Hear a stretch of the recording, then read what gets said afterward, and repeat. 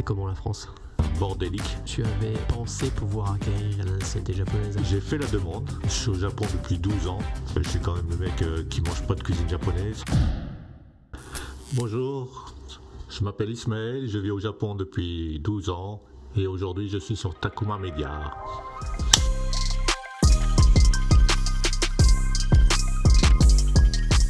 Voilà, tu fais ça très très bien. On a passé un peu beaucoup de temps sur l'audio et tout ça. Et voilà, c'était parfait. Merci beaucoup pour ce clap. Et bien en fait, comment vas-tu ? Ça va. Et toi ? Très très bien, très bien. C'est la question que je pose toujours aux invités. T'es le deuxième, donc je vais en faire une sorte de question récurrente. Donc tu es au Japon depuis combien de temps en fait ? Je suis au Japon depuis 12 ans, depuis fin 2011. Tu t'appelles Ismaël. C'est ça. Takahashi. Takahashi, c'est juste le nom de ma femme. D'accord. Donc je l'utilise souvent sur les réseaux sociaux. Ok. Par simplicité. Par simplicité, super. On va un peu refaire l'historique pour bien comprendre, parce que c'est intéressant. Je connais pas beaucoup de personnes qui sont restées plus de 10 ans au Japon, quoi. Qui sont pas nées au Japon et qui sont restées plus de 10 ans au Japon. Donc je pense que c'est intéressant de voir le parcours. Donc au départ, tu es donc français. Ouais. Voilà. Français d'où ça ? Nevers, dans le centre de la France. C'est la vraie France, ça. Là, je sais pas si c'est la vraie France, mais oui. D'accord. C'est le terroir. C'est le terroir. Et en fait, donc, Nevers, c'est ça ? C'était comment la France ? Au moment avant que je parte, Ouais. Bordélique, si on pourrait le dire. Si on pourrait le dire poliment. C'est-à-dire ? Il n'y avait pas plus de boulot à l'époque, il y avait beaucoup moins de boulot. Ouais. Ça commençait à partir un peu en vrille partout. Ouais. Donc, violence, vol. D'accord. Ça n'a pas trop changé, je crois. Non, d'accord. C'était en quelle année ? 2011, quand je suis parti. 2011, donc l'année du séisme. Ouais, c'est ça. C'est ça, ouais. L'année du séisme au Japon. T'es parti avant ou après ? Après. Parce d'accord. que je suis arrivé en décembre et je crois que le séisme, c'était le 11 mars. C'est ça, hein, ouais. Donc, oui, je suis parti après. T'avais pas de prédisposition, on va dire, à t'intéresser au Japon, quoi. Sincèrement, bien sûr, je suis ce qu'on appelle la génération Dorothée. Ouais. Donc, pour ceux qui connaissent pas Dorothée, c'est une émission de télé pour la jeunesse qui a été... elle a été sur 2 chaînes françaises différentes et on va dire en gros de 75 jusqu'à 90, elle a fait ses animations, cette chaîne d'animé. C'était Récréa 2 et ouais, c'est ça. Ça a commencé avec Récréa 2 et après elle est partie sur TF1, ouais. la 1 à l'époque. Ouais. Et elle a fait le Club Dorothée. Et puis la société de production qui était derrière avait pas spécialement beaucoup d'argent et les animés japonais ça coûtait pas cher. D'accord. Donc ils ont acheté plein d'animés japonais juste pour remplir leur grille et finalement ça a fait un carnage. Donc cette génération, ceux qui ont à peu près mon âge et même on va dire entre 35 et 50 ans, on a connu le Japon comme ça, mais j'avais pas spécialement d'envie de venir. D'accord. Jusqu'à il y a une dizaine d'années, je voulais venir en vacances. Ouais, mais c'est venu comme ça, genre on va aller en vacances pour voir. Je voulais passer 3 mois au Japon, juste pour voir ce que ça donnait. Mais avant de venir, je voulais essayer d'apprendre un peu le japonais. Je voulais pas venir sans rien. Et à l'époque, c'était, on va dire, 2009, je crois. Et j'ai commencé avec Rosetta Stone. D'accord. On va pas faire, c'est pas sponsorisé. Pas encore. Merci de nous lancer la perche, mais voilà. Donc un petit clin d'œil. Non, mais. Okay. Mais c'était sur PC à l'époque. Au bout de 3-4 mois, j'ai fait pas mal de progrès. Ouais. Mais ça suffisait pas. D'accord. Donc je suis parti sur un site d'échange. À l'époque, il s'appelait Rose Ruru. Maintenant, il a changé de nom. Mais C'était pas parce que moi aussi j'avais eu un peu utilisé. C'était un site de correspondance par email. c'est ça. C'est ça, ouais, ok. Et il y avait une version gratuite, une version payante. Bien sûr, j'ai choisi la version gratuite. Ouais. Et j'ai laissé un message comme quoi j'ai cherché un japonais ou une japonaise qui était prêt à m'aider dans l'apprentissage du japonais. En échange, j'essaierai du mieux que je peux de l'aider dans son apprentissage du français. Mhm.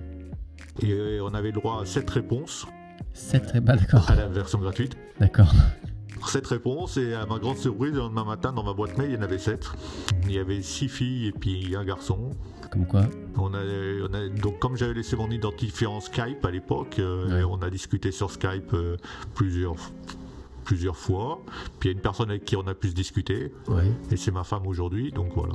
Et j'ai Tout débarqué est au Japon. bien, qui finit bien, on va dire. J'ai débarqué au Japon fin 2011. En fait, en vérité, je suis au Japon définitivement depuis août 2012. D'accord. Mais entre décembre 2011 et août 2012, j'ai fait des allers-retours. J'ai plus passé de temps au Japon, donc en général, je dis plus D'accord. que je suis arrivé en décembre 2011. Qu'est-ce qu'il y a qu'est-ce qu'il y a genre qu'est-ce qui t'a fait dire ok bon le Japon c'est là où je vais vivre quoi. Bon, en fait, avec ma femme, on a réfléchi très longtemps. Est-ce qu'on vit en France? Est-ce qu'on vit au Japon? On a réfléchi tellement longtemps que ça a duré 3 secondes. On a dit on vit au Japon. Donc c'était si différent que ça. Enfin je veux dire. Bah, c'est- en fait, le problème, c'est que c'est par rapport à son travail. Elle peut pas. Moi, je peux retrouver un travail et faire quelque chose. Je pouvais retrouver un travail et faire un peu ce que je voulais ici. Dans le sens inverse, ce n'était pas possible en fait. Mhm. Parce qu'elle, elle a sa propre compagnie. Son travail est un travail assez spécifique. Et si elle serait arrivée en France, ça aurait été fini pour quoi? Pour être peut-être prof de japonais à la Ouais. limite, ou travailler dans des restaurants chinois ou japonais. Donc non. C'était pas Puis viable. pour elle, même si elle dit à chaque fois oui, je vais aller en France, après une semaine, elle veut rentrer au Japon. Donc je savais que si on partait en France, de toute manière, au bout d'un mois ou Ouais. un mois et demi, on serait revenu ici. Donc C'était pas vraiment viable quoi. non, c'était pas possible même. Donc au Japon à partir de vraiment 2012 Ouais. À Tokyo, Toujours à Tokyo. toujours à Tokyo ouais. Juste un peu pendant 8 mois, j'étais à Gunma, Ouais. chez ma belle-mère, Ouais. et à essayer d'apprendre un peu le japonais. Ça aide.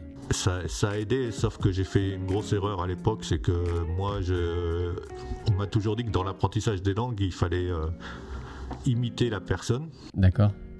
Sauf que dans le japonais, il y a le langage des femmes et le langage des hommes. Ouais, ouais. Et moi, j'étais entouré de femmes et je les ai imitées, et pendant très longtemps, et même maintenant encore, des fois, j'ai du japonais qui est plus du japonais qui est utilisé par les femmes que par les hommes, donc ça fait rire les gens. C'est ça. C'est assez genré quoi, C'est ça. comme langue, avec des pronoms qui sont différents selon qu'on est un homme ou une femme. Guma, pour situer, c'est C'est au-dessus de Tokyo, c'est après Saitama. ouais, c'est à quoi ça, 2 heures de train En train, en Shinkansen, à partir de la gare de Tokyo, c'est 55 minutes Ah, à peu près. c'est assez proche quoi.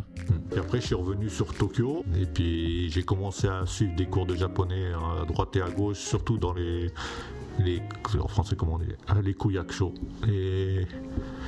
Les mairies ou ouais, les mairies où ils donnent des cours avec des professeurs volontaires. Ça doit coûter 500 yens par mois.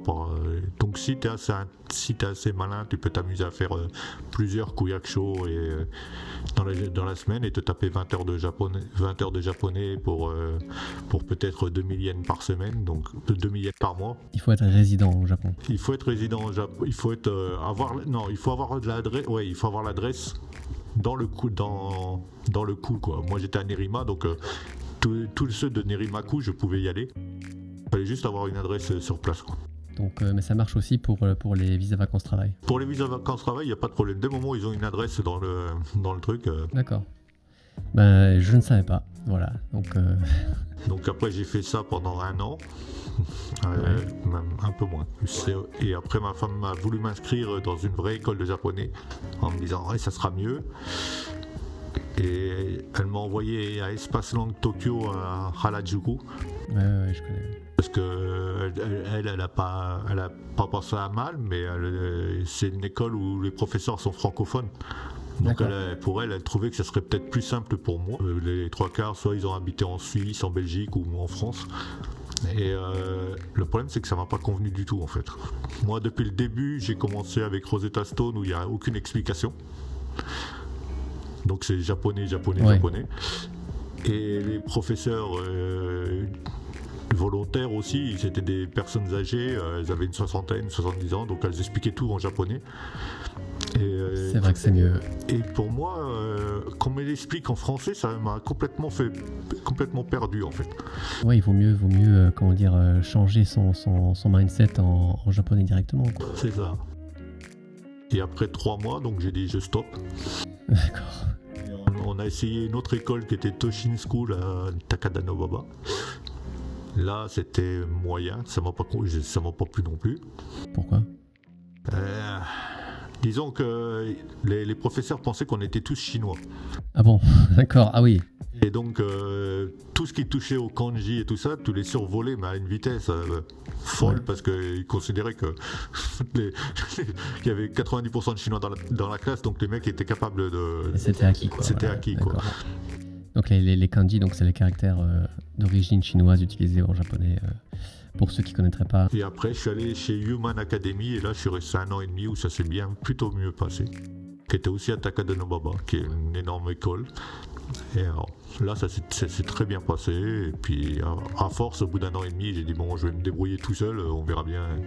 Et par le travail, en allant au travail. Au niveau de la langue, en fait, je sais bien qu'on en a parlé déjà plein de fois. C'est il y a un test de japonais, hein, le JLPT. Là, tu es au niveau 1. En fait, je pense que j'ai le niveau 1. D'accord. Parce que des fois, ça m'amuse de faire des tests blancs et je l'obtiens. Mais officiellement, j'ai le 2. À chaque fois que je veux passer l'examen, à chaque fois j'oublie le délai d'inscription de m'inscrire, et à chaque fois que je remarque que les inscriptions sont fermées. Donc, mais bon, après, avec le 2, ça suffit largement pour faire ce qu'on veut ici. Pour travailler. C'est ça, le 1, c'est plus par fierté personnelle, quoi. C'est vrai que, oui, en général, pour tout type de travail, le 2 est suffisant. C'est ça. Ok, mais est-ce que ce test-là, comment est-ce que tu le vois, quoi ? Est-ce qu'il est nécessaire ou est-ce qu'il n'est pas nécessaire en soi ? Il est nécessaire. D'accord. Parce que si tu veux un visa et que tu veux travailler, ils vont te le demander de toute manière. D'accord. Après, je trouve que ça reflète pas ton niveau en fait. Oui, parce qu'il n'y a pas de parler, quoi. C'est ça, c'est surtout ça, il n'y a pas d'oral. Et en plus, ils trichent pas, les Japonais. Ah bon, d'accord. Donc, il suffit juste pour une personne de bachoter, on va dire, de prendre tous les livres qui concernent le N2 et de bachoter pendant 6 mois. Et tu débarques là-bas. Tu n'auras pas de mauvaise surprise parce que les questions vont rester dans le domaine du N2 de toute façon. Ils n'iront pas te faire un piège comme on peut faire dans des tests français ou dans d'autres langues où ils vont te mettre un petit truc un peu compliqué.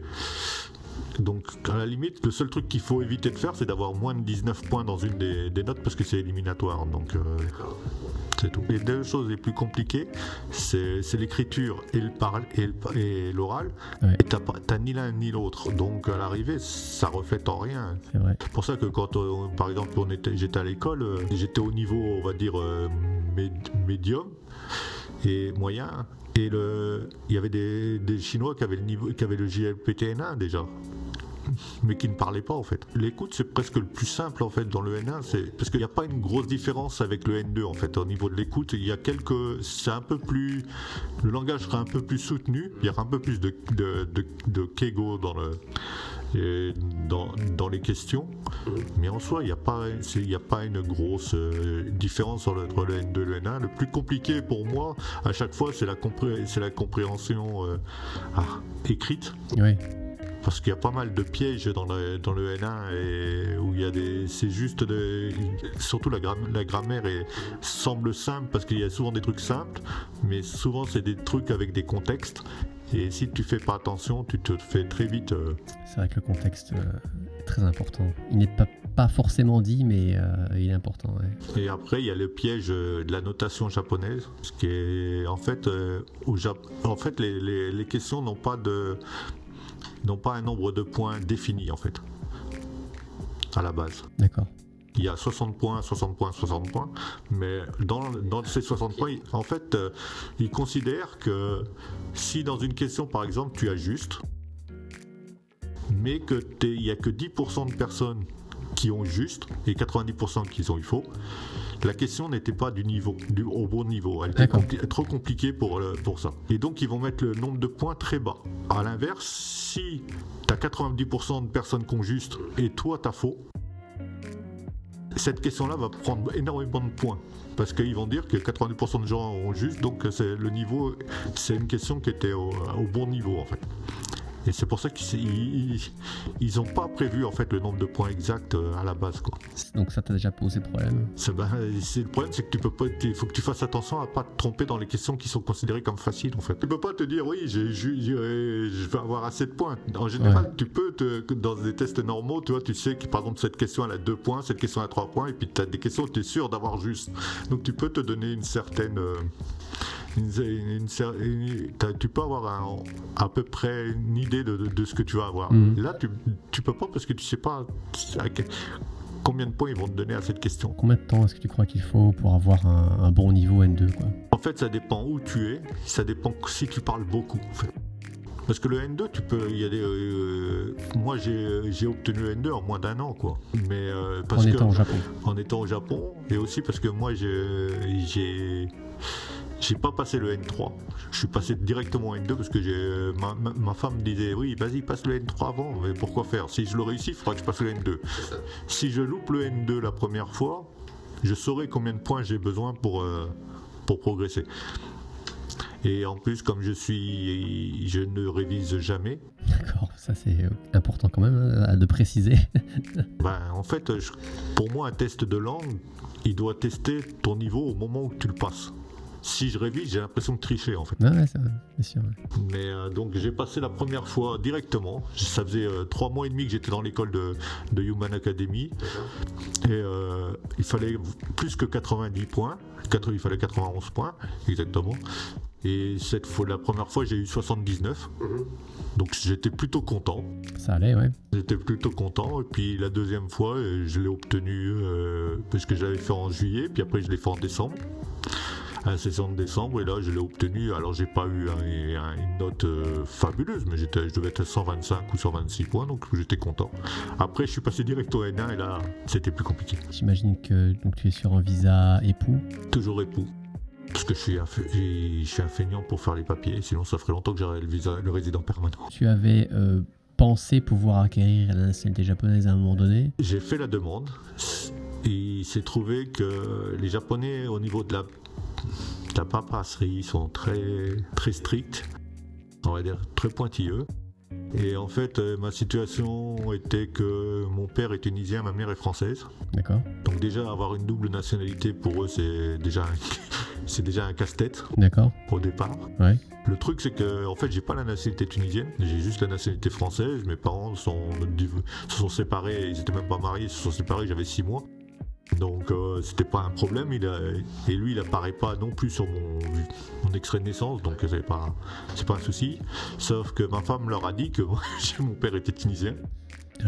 Donc on leur a expliqué, et on était à Kudanshita, c'est une personne qui s'occupait de nous, et il m'a demandé il m'a dit oui, demandez à votre mère de faire une lettre comme quoi où ils se sont séparés, que vous n'avez pas la nationalité tunisienne, que tout ça.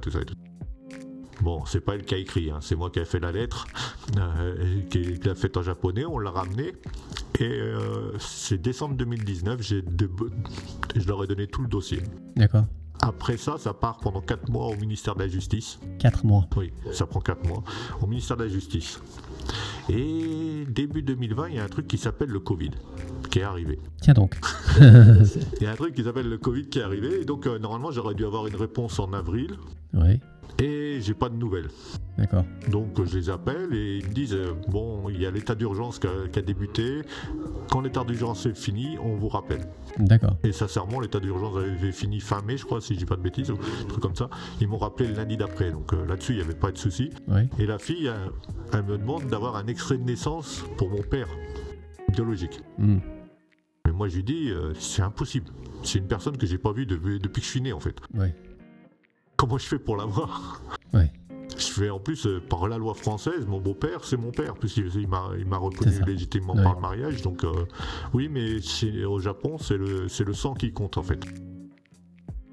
Et on peut pas continuer le dossier si vous n'avez pas cet extrait de naissance, en fait. Ouais, d'accord. Donc c'était même pas un problème au niveau financier ou au niveau des impôts, rien. C'était juste ce petit truc-là. Et j'ai posé la question à cette dame qui avait l'air relativement jeune. Si je n'aurais pas parlé, si je vous aurais menti au niveau de mon père, est-ce que ça serait passé? Et elle m'a juste répondu, je ne peux pas répondre à cette question. Pourquoi t'es pas passé alors par un avocat directement? Est-ce que c'est une raison financière ou... Non, c'est juste parce que je pensais pas en avoir besoin. D'accord. Mais une fois maintenant que c'est fait, tu peux pas recommencer. Mais en fait, le truc, c'est que pendant 5 ans, ils gardent ton dossier. D'accord. Donc il faut que je laisse passer si je veux faire la nationalité japonaise, il faut que je laisse passer les 5 ans. C'est-à-dire que c'était 2020, on va dire qu'ils vont les garder jusqu'en 2025 normalement. Jusqu'en 2025. Attendre encore une petite année, 2026 pour être sûr qu'ils les ont plus. Ouais, voilà. Qu'ils les ont plus. Et après refaire le dossier, mais là ne même pas mentionner mon père en fait. Il faut que je passe soit je passe par l'avocat et l'avocat se débrouille, et soit je passe moi-même, mais il faut pas que je dise mon père, donc il faut que je sois sûr que les papiers soient plus qu'ils n'existent plus en fait. Honnêtement, j'ai jamais entendu l'histoire de quelqu'un qui a voulu prendre la nationalité japonaise, donc c'est, je pense, intéressant d'avoir un peu le vécu, quoi, de voir ce qui est possible, ce qui n'est pas possible, ce qu'il faut éviter et pas éviter. Sincèrement, il faut mieux passer par un avocat maintenant, je vais être honnête, ça sera beaucoup plus simple parce qu'il peut trouver les solutions pour passer outre. Puis c'est pas forcément super cher non plus. Non, peut-être il m'avait dit le gars, ça serait entre 60 et 70 000 yens, donc c'est pas horrible. Ouais, maintenant avec c'est 500 €, on va dire. C'est ça, voilà, même pas, c'est 450 € quoi. C'est incroyable, ouais. Donc mais voilà, donc après j'ai pas de regrets. C'est vrai que pour moi c'était beaucoup plus simple après d'avoir la nationalité japonaise que même le visa permanent. Moi j'ai un nom à rallonge. Oui, alors ça c'est intéressant parce que j'ai dans mes notes en fait j'avais marqué ça, le problème des noms. C'est un vrai problème, c'est une vraie thématique en fait que je voulais en fait aborder. Je sais pas comment aborder la chose, mais le nom c'est un casse-tête parce que donc au Japon donc en général il y a le nom de famille suivi du nom, hein, du prénom. Et donc c'est juste 2 éléments et c'est toujours dans cet ordre-là et c'est forcément en kanji ou alors en hiragana ou en katakana, mais bon c'est très on va dire c'est codifié. C'est ça. Voilà. Et donc voilà, il y a plein de personnes comme ça qui quand ils n'ont pas des noms qui rentrent dans cette catégorie, il y a plein de choses qui se passent et je pense qu'on va avoir quelques histoires ici. Le truc c'est que moi à l'époque quand je suis arrivé au Japon, parce que en France, tu as la possibilité d'avoir un nom d'usage, d'avoir un nom propre et d'avoir un nom d'usage. Et donc j'avais mon nom propre Brancia, et le nom d'usage c'était de prendre le nom de jeune fille de ma mère, de le mettre avec un trait d'union plus Brancia. Donc ça faisait Metel Brancia. D'accord. Et le truc c'est que sur mon passeport c'est écrit Brancia usage Metel Brancia. Ouais. Plus les prénoms que tu as à rallonge, Ismaël, Gérard, Michel. Donc à chaque fois que je dois faire des papiers, il faut que je marque comme ce qui était indiqué sur le passeport. Donc Ismaël, Gérard, Michel, Brancia, usage, Metel, Brancia. Voilà. Donc déjà c'est chiant. C'est une phrase quoi, c'est une phrase, ouais. Donc il m'est arrivé par exemple d'avoir, alors je l'ai plus là parce que je l'ai gardé en souvenir, mais d'avoir une carte de retrait où c'était marqué Ismaël usage. Mais non. Ismaël usage. Parce que pour c'est tout. ça a du sens. C'est toi qui es usager de la carte, voilà, mais enfin. C'est marqué Ismaël Usage. Donc déjà, quand j'ai refait faire mon passeport, comme c'est quelque chose qu'on peut faire enlever, D'accord. j'ai fait enlever le mot de l'usage pour avoir plus que Brancia. Déjà, c'était déjà mieux.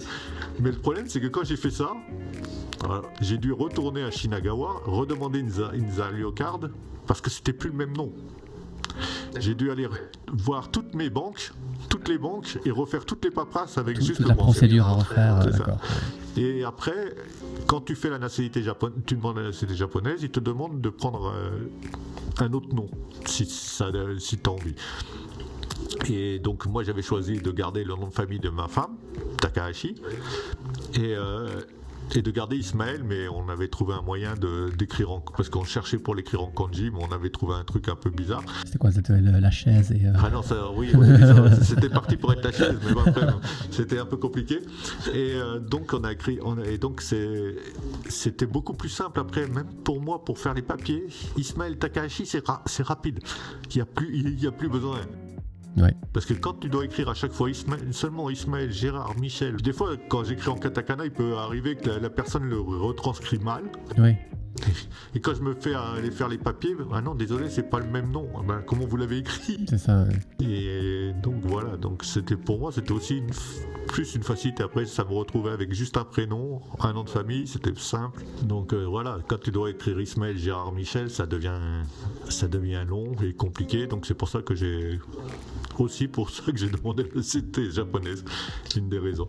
Avec les banques, j'avais aussi l'histoire du livret. Donc sur le livret, tu as ton nom. En général, même pour les japonais, c'est en alphabet. Et pour une raison inconnue, moi, un des livrets que j'avais était écrit, enfin le nom qui était écrit dessus, c'était en katakana. Alors une fois, j'ai voulu envoyer de l'argent en Europe via donc cette banque.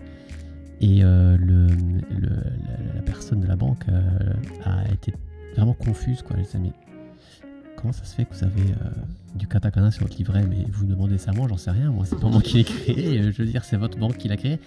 Le nom au Japon, c'est un truc, mais... Ah oui, mais ils rigolent pas avec ça. C'est vraiment compliqué. Parce qu'en fait, comme il y a beaucoup d'homonymes au Japon, du fait qu'il n'y a pas tant de ça. Moi, j'ai juste regardé le nom de ma femme. Je regarde dans Facebook, il y en a 70 ou 80 personnes. C'est ça.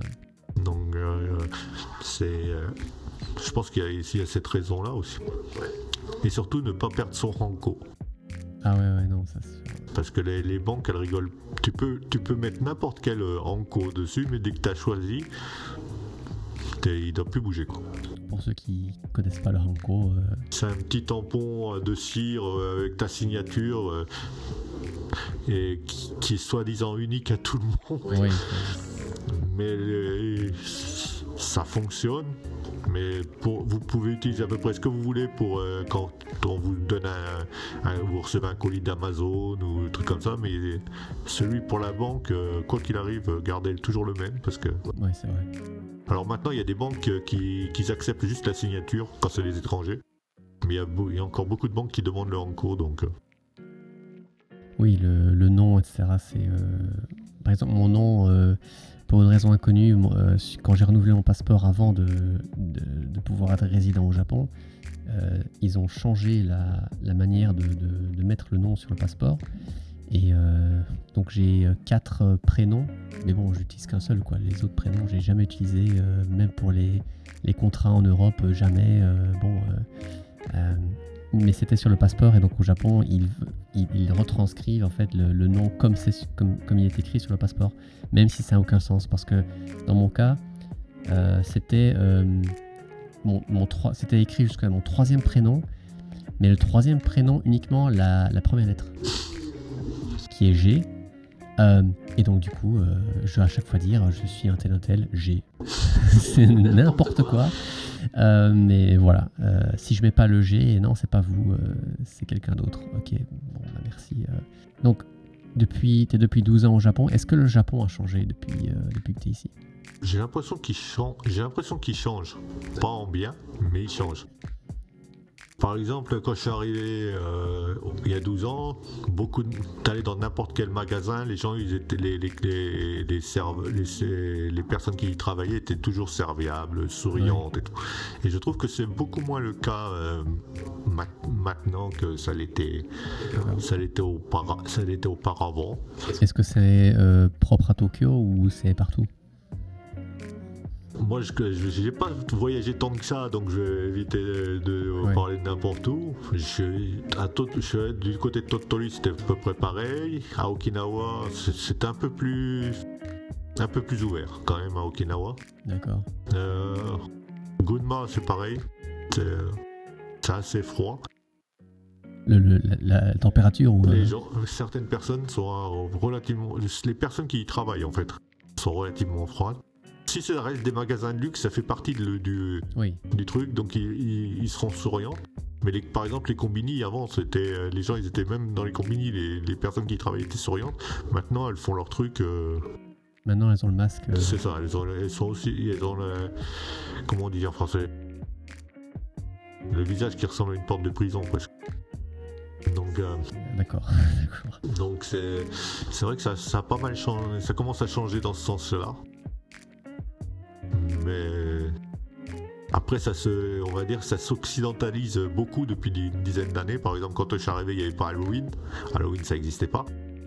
Ça se faisait, les Japonais voyaient les étrangers se déguiser pour Halloween, ils rigolaient dans les trains. Maintenant, c'est les premiers à sortir pour faire c'est devenu une fête, peut-être une des fêtes qui rapporte le plus d'argent au Japon. Pour ceux qui ne connaissent pas, en fait, donc il y a Halloween à Shibuya, donc tous les ans maintenant, c'est une méga fête en plein air, quoi, qui fait des...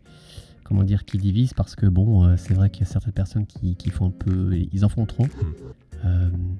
Il y a le maire de Shibuya qui, cette année, a fait venir les camions de CRS, mais ça n'a pas suffi. Donc je trouve que ça commence à changer, à beaucoup changer, mais surtout depuis après le Covid. Pendant 3 ans, le Japon a été complètement fermé quasiment de l'extérieur.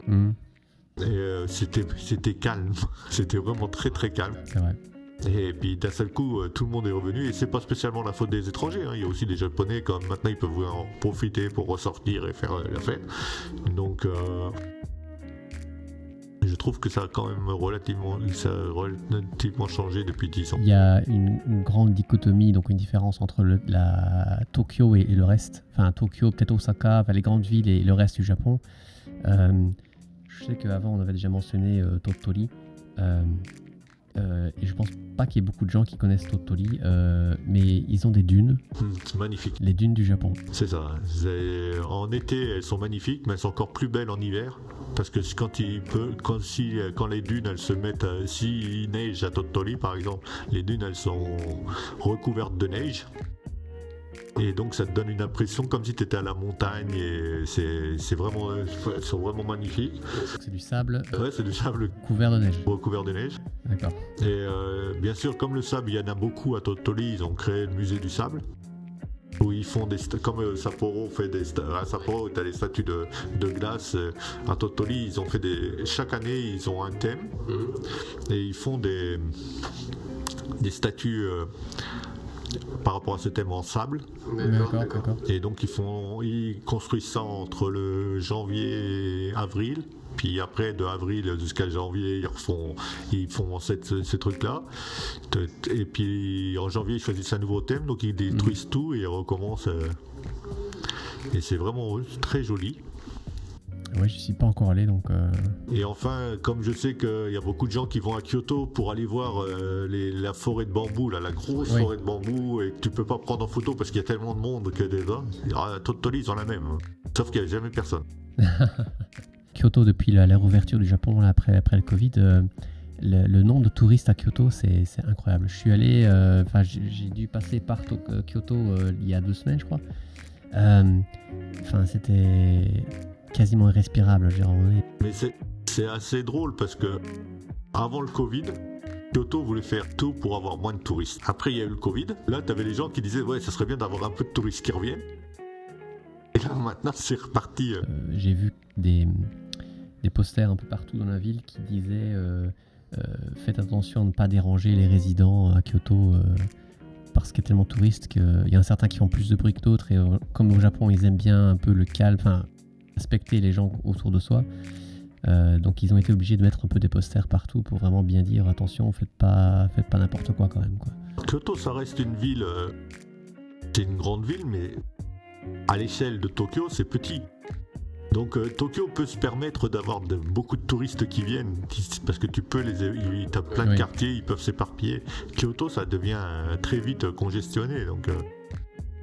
Surtout que tous les gros temples et tout ça, ils se trouvent pas si loin les uns des autres, donc obligatoirement tu te retrouves avec... Quand je suis arrivé au Japon, on va dire que je me suis éloigné de la population francophone ou anglophone. Oui. Donc à la base, j'ai passé quasiment ces 12 années en général avec une majorité de japonais. Pour comprendre la culture et parler japonais aussi. Puis bon, comme je disais aux gens, si c'est pour parler français, je serais resté en France. C'est ça.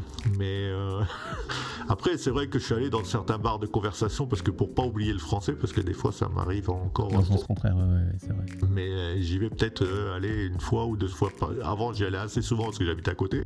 Ouais. Maintenant, c'est une fois par semaine et encore quand j'ai le temps, quoi. C'est quoi ton opinion sur les gens, parce que ça existe, qui sont ici depuis 10 ans ou plus et qui n'arrivent pas toujours bien, qui n'arrivent pas vraiment bien parler japonais, quoi.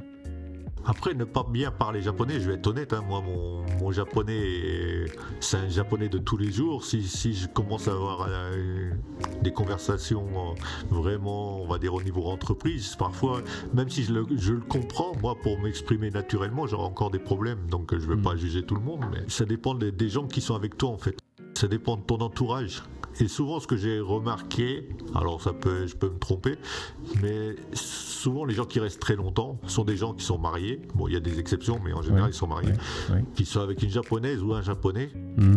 Et si leur époux ou leur épouse parle très bien leur propre langue, que ce soit le français ou sinon qu'elles peuvent très bien parler anglais, ils auront un très mauvais niveau de japonais parce qu'ils n'auront pas besoin de... Et la facilité, Ils auront une grosse facilité, ils seront chez eux. En plus, souvent, des fois, il y en a beaucoup qui font du nomadisme, des trucs comme ça, des trucs à distance sur Internet, donc ils n'ont pas spécialement besoin d'interaction avec les Japonais. Donc leur niveau sera moyen. Et ça marche aussi pour les Japonais. J'ai eu 2 problèmes au Japon, c'est les 2 problèmes avec des Français. Donc, Ah oui. La deuxième fois, c'est des touristes qui étaient dans un bus avec le père qui était au fond du bus, la femme qui était quasiment au début à l'entrée du bus, et le gamin qui courait au milieu. Et puis eux qui se parlaient comme s'ils étaient chez eux, en fait, comme ça. Mais non. Les Japonais ne disaient rien, parce qu'ils ne disent jamais rien. Mais ils pensent beaucoup. D'accord. Je suis allé les voir en leur disant, mais vous croyez où? Vous croyez chez vous? Donc ils sont descendus quasiment l'arrêt d'après. Quand les gens commencent à boire de l'alcool, il y en a qui changent carrément de caractère. Et puis d'autres, même s'ils ne changent pas de caractère, ils vont quand même avoir la langue un peu plus déliée, quoi. Ils ont besoin un petit peu d'alcool pour pouvoir un peu se défouler, quoi. Alors c'est peut-être aussi un peu le cas en Europe, d'accord, mais c'est vraiment, en tout cas pour moi, plus prononcé au Japon. C'est clair. C'est beaucoup plus prononcé. Parfois c'est drôle. Mais je pense aussi que le fait qu'ils sont en sécurité au Japon, ils se sentent en sécurité, ils peuvent se lâcher en fait. Ils peuvent boire, ils savent qu'ils peuvent boire ce qu'ils veulent. Même s'ils sont défaits, ça va aller. Surtout les femmes par exemple, elles savent qu'elles peuvent rentrer, elles peuvent rentrer à la maison. En fait, la dernière question, elle vient pas de moi. Elle vient de l'invité précédent. Je l'ai pas encore lu. Donc elle est écrite ici dans le carnet. Je l'ai pas encore lu et je vais la découvrir en même temps que toi. Voici la question de l'invité précédent. Donc, qui est écrite en japonais. Je vais quand même la lire en japonais et après la dire en français. Donc en japonais, ça donne Anata no bi ishiki wa nan desu ka? Boku wa ji sedai ni tsunagu desu. Qu'est-ce que tu crois être important pour toi? Ma famille. D'accord. Ma femme. C'est tout. C'est simple. C'est très simple. Je suis heureux au Japon. Déjà, c'est le principal. En plus, il faut voir que je suis quand même le mec qui mange pas de cuisine japonaise. C'est vrai. Donc, il y a moyen d'être au Japon pendant 12 ans et de pas manger de cuisine japonaise. Juste être heureux avec ma femme, vivre normalement, avoir mon boulot, passion, voir D'accord. ma vie à côté, mes passe-temps, et puis c'est tout. Je cherche pas beaucoup plus. Super, super réponse. Voilà. Donc j'ai envie de dire merci, merci d'être venu. Je sais pas, Merci de m'avoir invité. est-ce qu'on peut mettre quelque chose en dessous de la vidéo ou, Si vous cherchez un groupe japonais pour du métal, cherchez Love Bites. Deux guitaristes franchement virtuoses, dont une, elle est virtuose en guitare, mais quand on l'entend jouer le piano, on se rend compte qu'elle est encore meilleure avec un piano. Et il y a une bassiste, plus une batteuse, c'est comme ça qu'on dit, plus la chanteuse, et franchement ce qu'ils font c'est fantastique. D'accord, on mettra le lien en description. Et je vais donc aussi te demander d'écrire une question à la main pour le prochain invité. Je ne dirai pas qui c'est. Et donc, de même, je ne lirai pas la question jusqu'à ce que je la lise un invité. Merci pour tout et à bientôt, j'espère. Il n'y a pas de souci. On se retrouve dans la vidéo prochaine. Salut. Salut.